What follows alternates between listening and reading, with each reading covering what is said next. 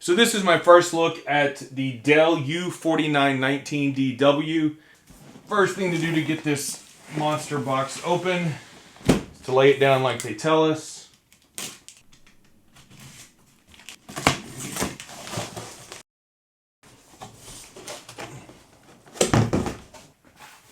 Everything is labeled 1, 2, 3, 4. That is pretty cool. It's a very heavy base. Now I'm going. Oh, it's got a little spin built therein on it.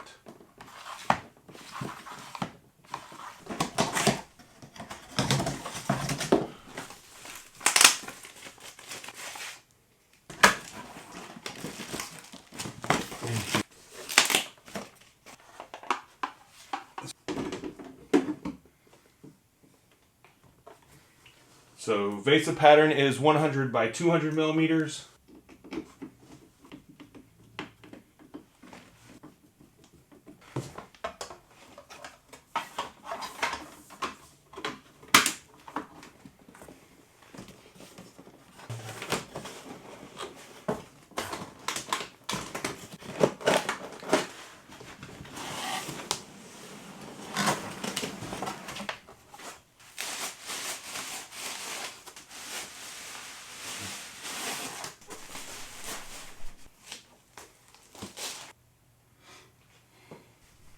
So we'll take a look at the on-screen display here, the OSD on the monitor. We have a little power LED here, our 5 buttons for quick access, about a quarter of the way in from the right edge, which is nice to have them closer to the center.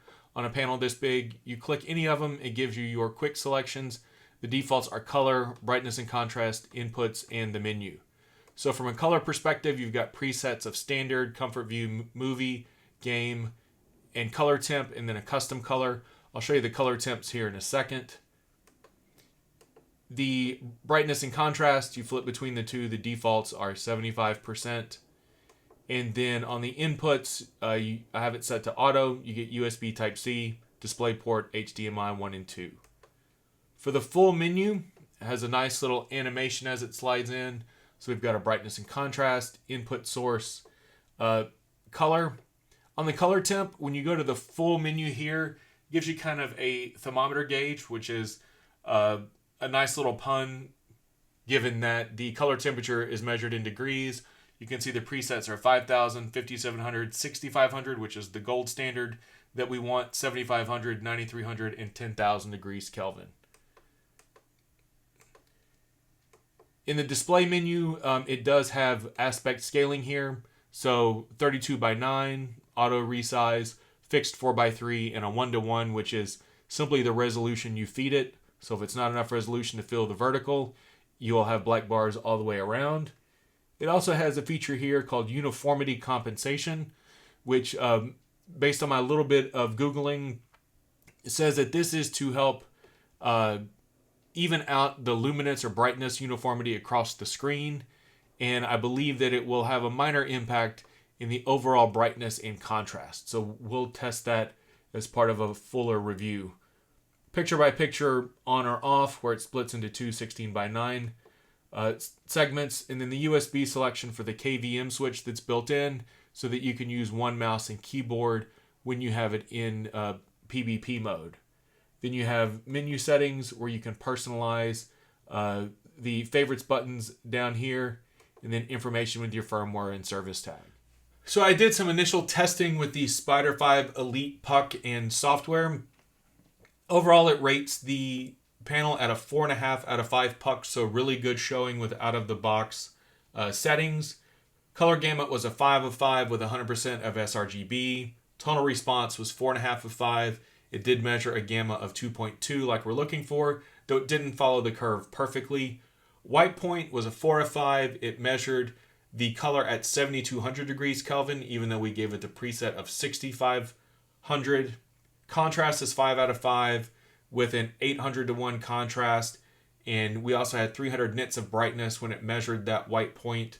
Luminance uniformity is only a 3 out of 5. This is better than the other larger panels that I've recently tested, which measure about a 2 out of 5, maybe a 2.5.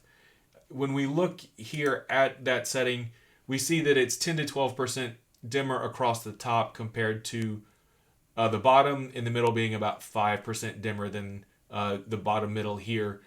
The difference between the max and min is 30 to 40 nits, so we're looking at 260 to 300 nits is the range there. Not something I can really tell with my naked eye, but it is a variation there in performance. Color uniformity was really good.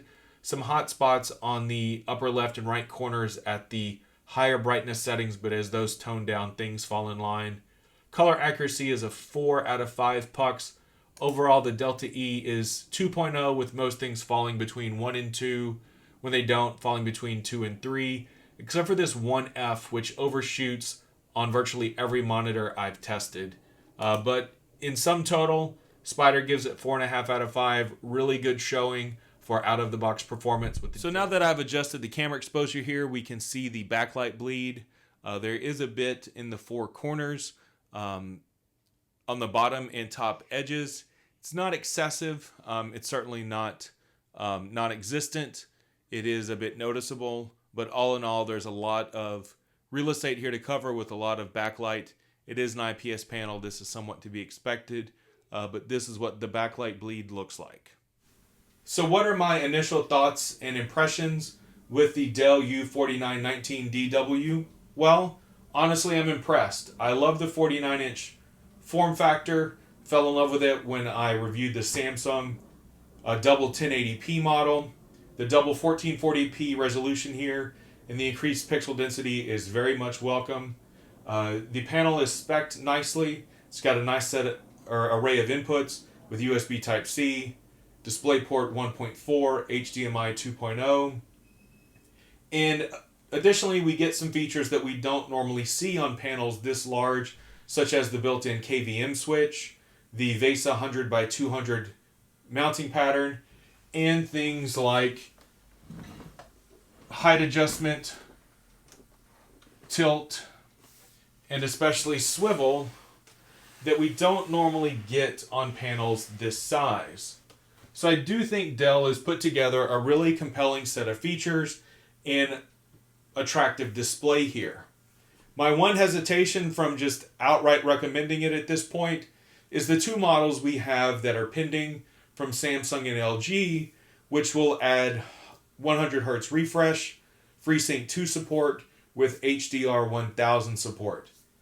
So I'll be back soon with a more in-depth and full review of the Dell u4919dw. I'll be spending the next few weeks with it as my daily driver, doing run-of-the-mill stuff like web browsing and YouTube and whatnot, but also some more intensive productivity things like video editing and gaming and benchmarking on it. I am upgrading my GPU from a GTX 1070 Ti to an RTX 2080. So if there's something in particular you would like me to cover in that review, leave a comment below and I'll see if I can get it included. Be sure to like and subscribe and check the bell so you'll be notified when the full review on this panel comes out.